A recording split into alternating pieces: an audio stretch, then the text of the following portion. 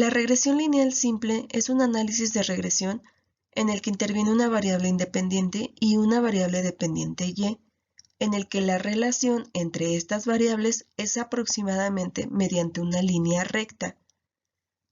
Para el modelo de la regresión lineal simple, se emplea lo que es beta 0 y beta 1, que se conocen como los parámetros del modelo, y epsilon, que es una variable aleatoria que se conoce como término del error.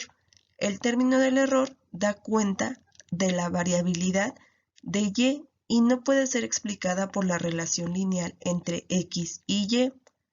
Cada una de estas distribuciones de valores tiene su propia media o valor esperado, a lo cual deriva la ecuación que se muestra. Esta describe la relación entre el valor esperado de y, que se va a denotar con e de x, y x, que se le llama ecuación de la regresión. De esta manera tenemos a la media o valor esperado de y para un valor dado de x, a la intersección de la recta de regresión con el eje y al valor de la pendiente. Se presentan algunos ejemplos de posibles rectas de regresión. La recta de regresión en la primera gráfica indica que el valor medio de y está relacionado positivamente con x.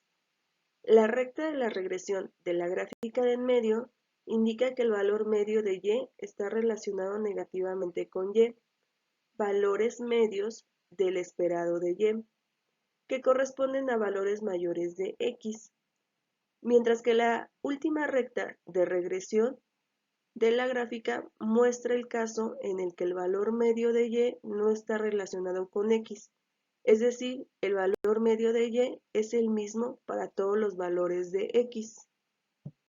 Si se conocieran los valores de los parámetros poblacionales beta 0 y beta 1, se podrían emplear para la ecuación anterior, para calcular el valor medio de y para un valor dado de x. Sin embargo, en la práctica no se conocen, es decir, en la vida real no se conocen los valores de estos parámetros, por lo cual es necesario estimarlos usando datos muestrales. Para esto se calculan estadísticos muestrales y se van a denotar como B0 y B1. Estos son a su vez estimaciones de los parámetros poblacionales beta 0 y beta 1. De esta manera sustituimos en la ecuación por el valor de B0 y B1. De esta forma obtenemos la ecuación de regresión estimada. Esta ecuación nos va a permitir identificar la recta de regresión estimada, donde B0 es la intersección con el eje y B1 es la pendiente. Básicamente el proceso de estimación en la regresión lineal simple está dado bajo el modelo de regresión. Para llegar a este modelo tenemos que identificar primero la ecuación de regresión. Para llegar a este tenemos que determinar los parámetros desconocidos, que esto para poderlo obtener nos basamos de datos muestrales, que a su vez estos datos muestrales van a generar la ecuación de regresión estimada, estos apoyados en los estadísticos muestrales B0 y B1, que nos van a permitir hacer estimaciones de beta 0 y beta 1, de esta manera llegar al modelo de regresión lineal simple. El método de mínimos cuadrados es un método en el que se usan los datos muestrales para hallar la ecuación de regresión estimada, donde y sombrero es igual al valor estimado, B0 es la intersección de la recta de regresión con el eje y B1 es la pendiente de la recta de regresión, mientras que x nos ayuda a identificar el valor buscado. Para que la recta de regresión estimada proporcione un buen ajuste a los datos, las diferencias entre los valores observados y los valores estimados deben de ser pequeñas. En este método se usan los datos muestrales para obtener los valores de B0 y B1, que minimicen la suma de los cuadrados de las desviaciones, es decir, de las diferencias entre los valores observados. Esta ecuación también se puede usar mediante cálculos diferenciales para su demostración. El criterio de mínimos cuadrados permite obtener el valor de Y sombrero. La gráfica de dispersión nos va a permitir definir qué trayectoria o bien qué sentido tendrá nuestra recta. Haremos un ejemplo para poder apreciar parte de lo que hemos ido realizando. Primero debemos identificar los datos o bien la tabla de datos. Esta debe de poseer todos los valores de la variable dependiente y aquellos valores de la variable independiente, aquellos datos que nosotros hemos ido recolectando. Para el paso 2 vamos a crear el diagrama de dispersión. Nos vamos a apoyar de lo que es un eje X y un eje Y. A partir de este momento ya podemos determinar qué tipo de pendiente vamos a tener, si es negativa o si es positiva. En el paso 3 vamos a desarrollar los cálculos de los datos que ya nos brindaron.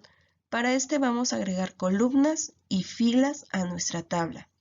Vamos a tener que determinar la media de los datos de X y la media de los datos de Y.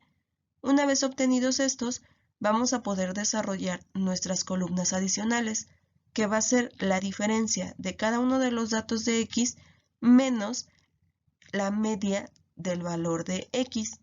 En la siguiente columna será la diferencia de cada uno de los datos de Y menos la media de Y.